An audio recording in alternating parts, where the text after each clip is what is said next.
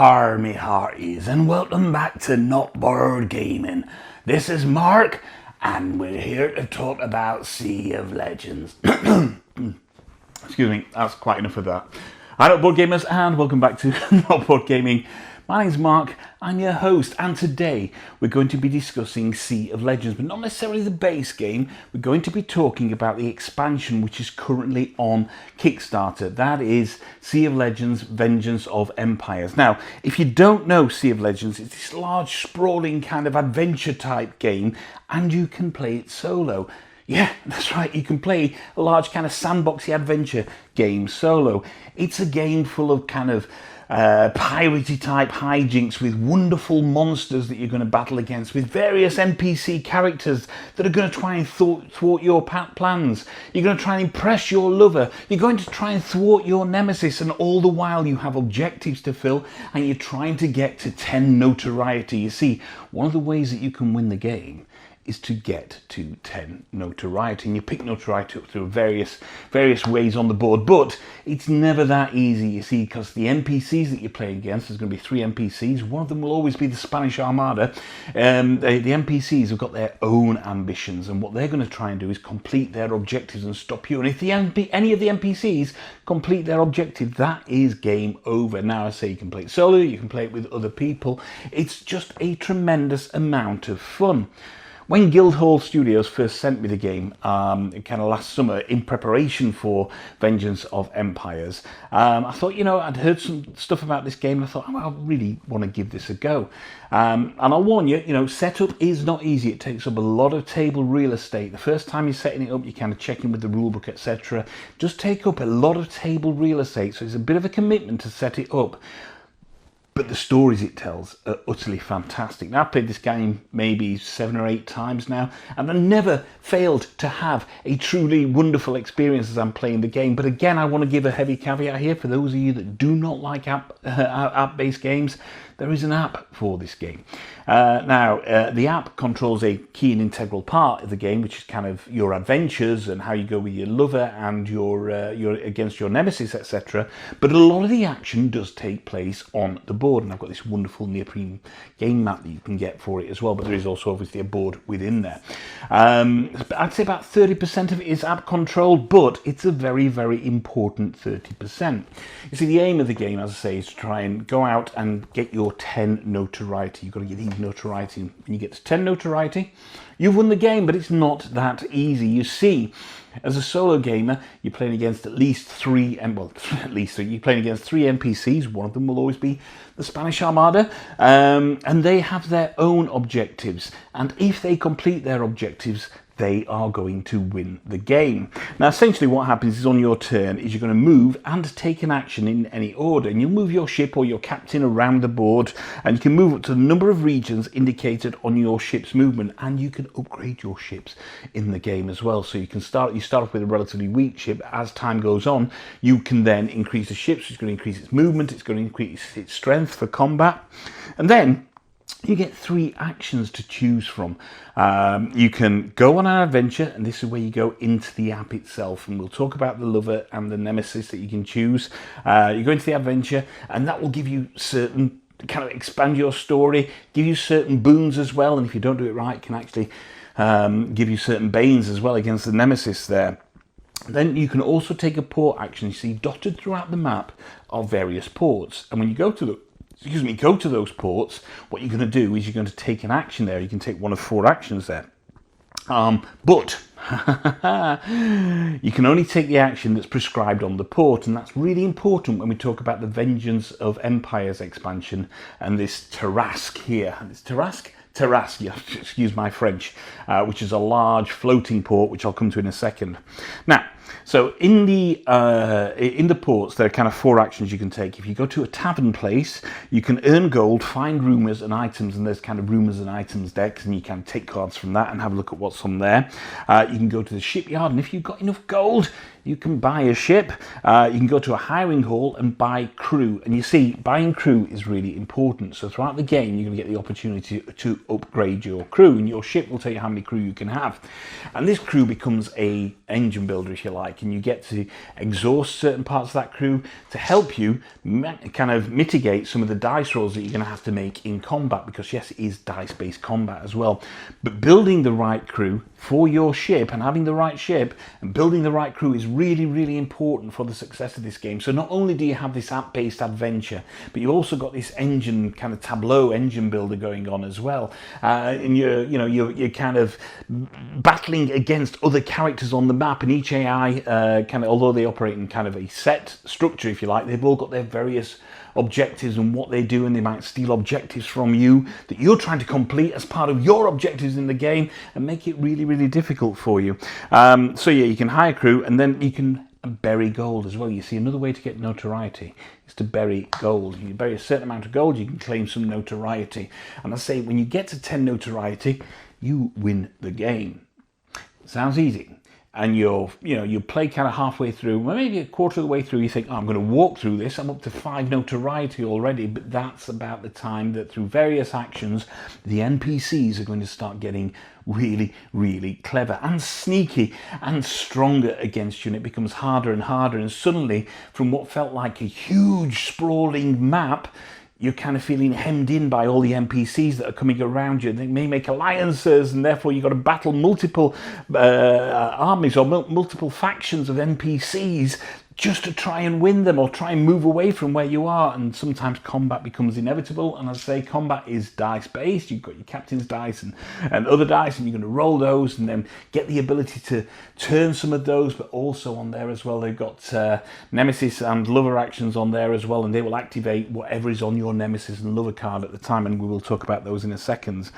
And the other thing you can do, so you can go on an adventure, you can take a port action, then you can declare a challenge as well. So this is if you want to have combat, and you look at kind of all the NPCs that are in your area, you look at their stats cards, you're going to take the highest stats, the highest strength, should I say, and you're going to battle against those. And if you win, you get to take them away and some of their allies potentially, but it's really, really kind of gets really exciting, and you can get overwhelmed, and you can have these moves where you get challenged and then you move and you have to challenge again just to try and get past them, because the board, the characters, the wonderful monsters and kind of miniatures are all battling against you, and before you know it, your board is kind of full. It's a really fun and exciting game, and I think you could probably play it in around about 90 minutes. Your first game's probably going to take a little bit longer, but about 70 to 90 minutes, I would say, as a solo gamer.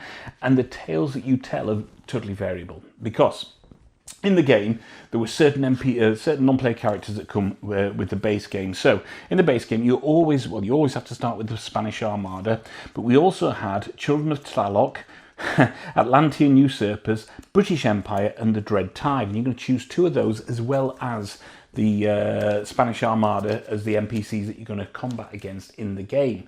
There are others, because there was kind of mini expansions that came out at the time of this Kickstarter, but in the new Vengeance of Empires, what we have, we have the French. So we have the French Empire, and they are a new form of NPC, and what they try to do in Vengeance of the Empire, Sea of Legends, Vengeance of Empires, is they're going to try and take over all the ports that they can. That's their objectives. One of their objectives. Why? Well, first of all, if they've taken over a port, you can't take a port action in those particular ports. So maybe you're relatively close to somewhere, they've taken that port over, and you cannot take a port action there because they've already got it. But the moment they take over their first port, the Tarasque comes out. Look at this miniature here. These are kind of 3D printed, obviously, but this is the Tarasque. Look at the great kind of tentacle tail coming off it there. And effectively, what the Tarasque is a floating port. It's going to move around, and that comes out when the French have taken over their very first port. So, you're not going to stop them taking over a port. They're kind of aggressive in doing that. It's going to happen that before long that Tarasque is coming out. In this state, before the French have taken over 6 ports, it is a calm Tarasque. You can go there and you can pay 2 gold and take any port action there. You don't just have to take the port action that's on there. It's a floating port. It's going to move around the map, and wherever the French take over the ports, it's going to move on. And if you pay 2 gold, you can take any port action there. So suddenly it becomes really, really, really valuable. But what happens when they take over 6 ports is it becomes enraged. And when it becomes the enraged Tarasque, it's hostile. It's bloody hostile and it's bloody hard. And it's going to move towards Tortuga on the map. And when it takes over Tortuga, that's it. That's game over. And again, you'll start off your early game. You might be able to keep the French in abeyance a little bit. But soon, those ports start to fall.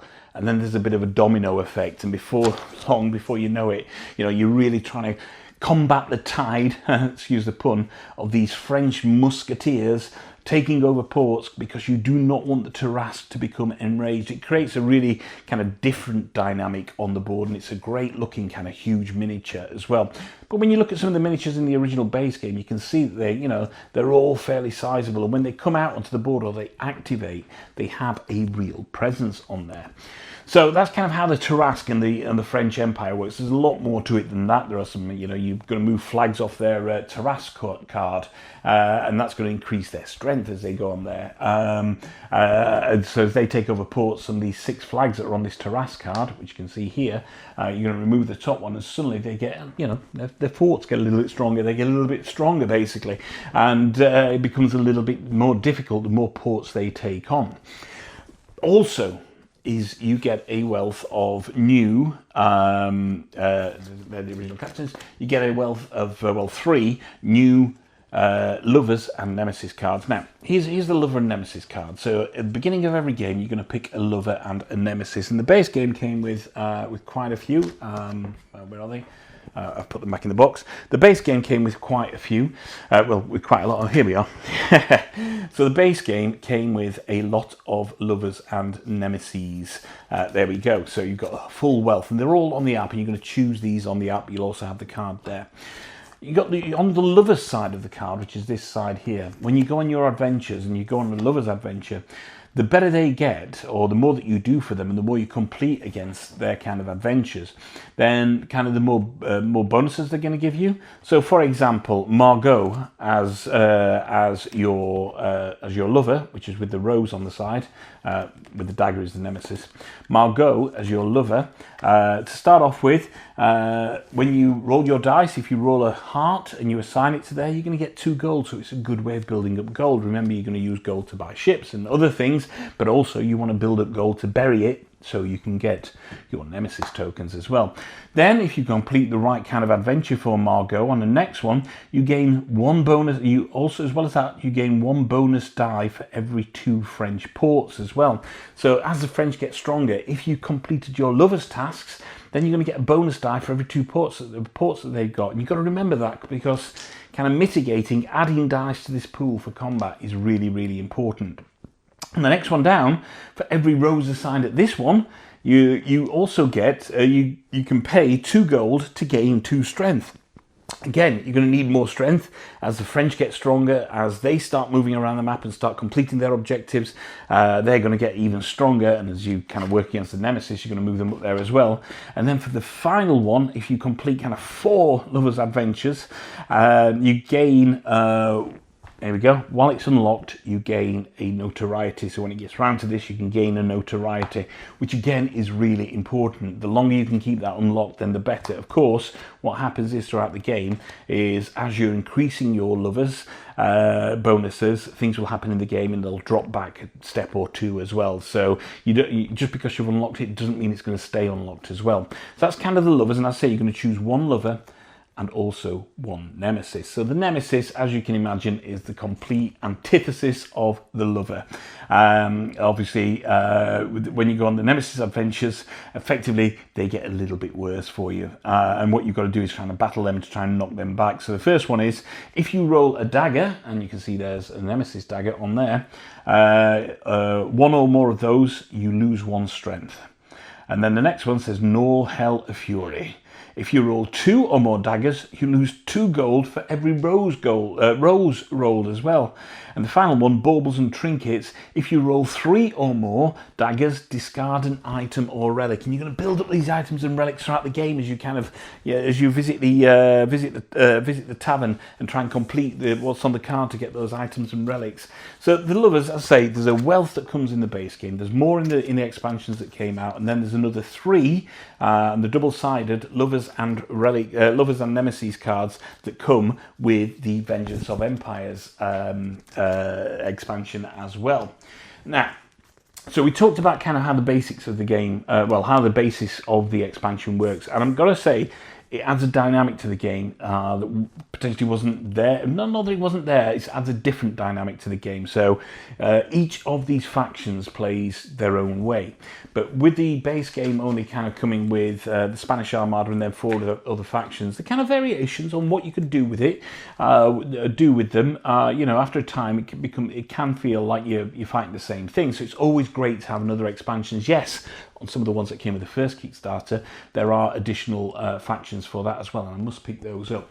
But what the French one, the French Empire does, as I say, adds this new dynamic as well, and it becomes even more kind of challenging to then mix that in with other factions, and that's the true beauty of a game like this. When you're mixing those factions, you're mixing the captains you choose, and each captain operates in a slightly different way. So let's, for example, here we got here's the captains. Here we got Césaire, Spell, Ton, Kahina, and they start on their kind of normal side, but they also have a legendary side as well, which you get to flip up through the game. And each captain has kind of base actions on there, and you can have a little bit of an indication on kind of some build up to what happens with the captains, if you like. But they've all got this kind of ability to flip over. That's another good thing in the Vengeance of Empires, is each captain now has a prologue in there as well, so they've got their own individual prologue, which is really, really exciting as well. So it adds even more flavour and depth to the game. Now, one of the kind of mini complaints about the original game was that the rulebook was difficult to follow. And if you go on Board Game Geek forums, etc., you'll know that one of the kickbacks was that the rulebook was a little bit difficult to follow. Well, they've only gone and bloody upgraded the rulebook basically. So you've now got a new, far easier to follow rulebook. It's taken out some of the kind of the original rulebook was a little bit swimmy.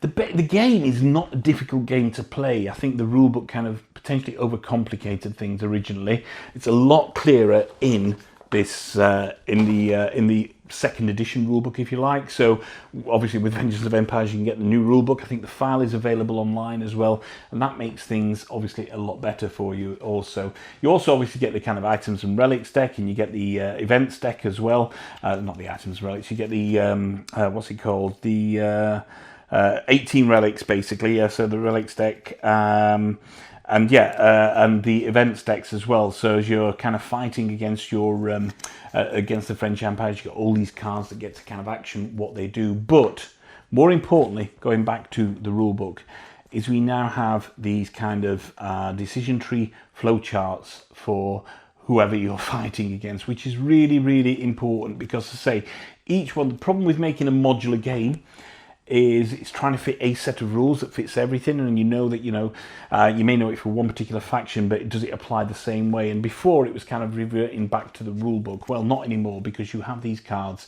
which add like a flow table on there, and you got them as leaders and followers as well. There's the Spanish Galleon, so it kind of tells you how their NPC actions work, which is really good. I think before were they in here? Yeah, they were kind of listed in here in their special rules, etc., in these little booklets. But now we have these cards, and they are so much better to operate. They make the game flow a lot quicker, and suddenly those NPC turns really don't take much time whatsoever in the game. So that's a really neat addition for them as well.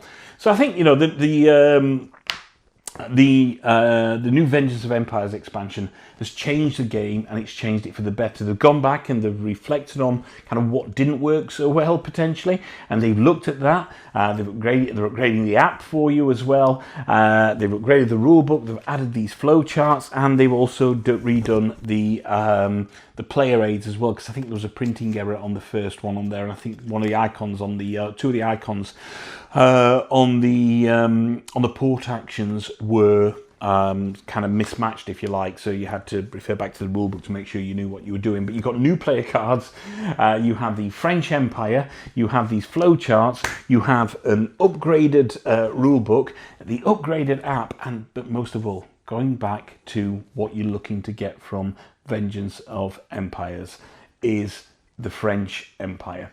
These musketeers, they're buggers, to tell you the truth, the musketeers, as they try to take over the ports, and you've got to combat and battle against them, because the later in the game that you are, the more important those ports become. So for the French to then, these musketeers to go and try and take over those ports at critical points when you need them becomes really important. But you cannot negate what happens when the Tarasque comes on the board. This massive floating port moves around, and as they start taking ports over, it moves from calm to enraged. And when it gets to enraged, you know, unless you've got a serious kind of, you built your engine, you kind of done as much as possible, then you're going to have a real kind of struggle on your hands trying to prevent this. You can combat it, trying to prevent that from taking over Tortuga. I think what I really like about Sea of Legends is that the whole pirating thing for me is, you know, and kind of ship games, if you like. They're not really an area that I know much about, not much that I've got onto. So it has to have a wonderful kind of narrative for me to want to play it. And what I really like about Sea of Legends is that it kind of weaves in these narratives, these various monsters, you know, the big monsters at the end. It kind of weaves them into the game and makes it feel a really important part of the game. Suddenly, and that's the good thing about the prologues, is suddenly you feel more invested in this story, and you need that in a game like this. Secondly, it has to be fun. It's a game that does not take itself seriously in any shape or form. The serious stuff happens on the map and as you're combating things, but it's all done in kind of a sense of fun. And that's what I really like about it. I don't think this game is really about trying to teach you a history lesson. What it is about allowing you to have hijinks and fun on the high seas, and that's exactly what it does. Having everything linked together to create this wonderfully kind of emergent narrative game, if you like, and each game plays slightly different depending on which captains you've chosen, which lover you've got, who your nemesis is, and it tells this story and you can link it between them, and of course who the factions are that you're fighting. And of course if the Tarasque comes out, you know, you can build your stories around that, and it weaves it all together, as I say, into a game which is not that difficult to play. The rulebook just overcomplicates it in the first iteration. The second one is better, but I do think that once you've played a couple of rounds, you kind of know what everything is, and you'll know kind of how to play it. Sometimes it is just a bit of a kind of not stretch. It's hard to keep up with exactly what's happening on the board and remember that this does this and that does that. And that's why these flowcharts are really, really, really good, because they're a good aid memoir without constantly trying to flick through the rule book. So, Sea of Legends, Vengeance of the Empires. I think, for me, it's a very valuable and worthwhile addition to Sea of Legends. You've got to like a kind of app-driven adventure game. And if you've got that, if that's within your wheelhouse, then you really should be checking out Sea of Legends. It's fun. It's got a bucket load of miniatures. So if you're painting minis are your thing, you can make this the most colourful and vibrant looking thing on the map. As you can see, I got a backlog of about 6 million different miniatures, so I tend not to paint them so much these days, other than for Kingdom Death Monster. If you're into a game that's going to give you a lot of narrative, that's going to provide this really fun experience, if you don't mind still spending a bit of time learning the rules, and you may have to watch a video online, so as good as the second edition is, still potentially needs a little bit of tweaking, but it doesn't make it feel as inaccessible as the first edition. Not that it was totally inaccessible. You know, I learned it from. I tend to learn most things from the rule books. If I can do it, then most people can as well. But you may want to watch a video or two just to kind of top up on that. But yeah, Sea of Legends, Vengeance of Empires. I'm loving what it's adding to the game. It's created a new way to play the game for me, because I can add other faction in there, and that Tarasque as a moving port is kind of really, really good. I think, you know, if you're looking at kind of on the downside, it's a big game. It takes up a lot of table real estate, and certainly as a solo gamer, I'm okay. I've got a fairly big gaming table, and as a solo gamer, I have that real estate to play with. If you're playing with multiple people, maybe, you know, you're going to need a bigger table or some side tables to keep some of the stuff on. So just have a consideration about kind of the table space that's needed for it, because you're going to lay out lots of decks of cards and your kind of your own captain and tokens, etc. Before you know it, it spreads wide over the table. But if you like the ritual of setting up a game, knowing that you're going to have an adventure, and if you like a narrative, seafaring, fun adventure, imagine kind of Pirates of the Caribbean, but better, then you could do far worse than checking out Sea of Legends, Vengeance of Empires. Of course, you need the base game of Sea of Legends to play it. I'll say what I'm going to do in the next couple of months is I'm going to delve in and do an actual review on Sea of Legends. I need to play around with the factions a little bit more, just find out if there's any kind of bad combinations, if you like, of factions. Not game breaking, but kind of ones that don't feel as fun as others. So I'll be doing that in the next couple of months. But go and check out Kickstarter. The link is in the description below for Sea of Legends, Vengeance of Empires by Guildhall Studios. It's a tremendous amount of fun, and as a solo gamer, you get that really rare thing of telling a fun narrative story and actually laughing. I laugh at this game. That's how much I like it. I laugh at what happens in this game, and that's the key thing about something like this. It's got to be fun, and Sea of Legends is, you know, I don't think I want to touch any of the seafaring games, because Sea of Legends provides me with a tremendous amount of fun. So check out the link in the Kickstarter description below. Check out everything they've done, everything you can get for it now, what they've upgraded, what they've changed, how they've made the game more accessible. And if it feels like your type of game, you could do far worse. Well, not do far worse. I think it's an absolutely guarantee that you should be checking out Sea of Legends. So thank you very much for joining me on this video. My name is Mark. This is Not Board Gaming. As I say, Sea of Legends, the base game, Vengeance of Empires. Is it Vengeance of Empires? Of the Empires? Vengeance of Empires is on Kickstarter right now. Go and check it out. It's got about 10 days left on there. It's already massively funded. I can see this game being a big hit for a lot of people in the coming year or so. So don't forget to like and subscribe to the channel. Check out our other videos. And one final thought. If you can't find anyone else to play with, there's nothing wrong with playing with yourselves. Until next time, bye-bye.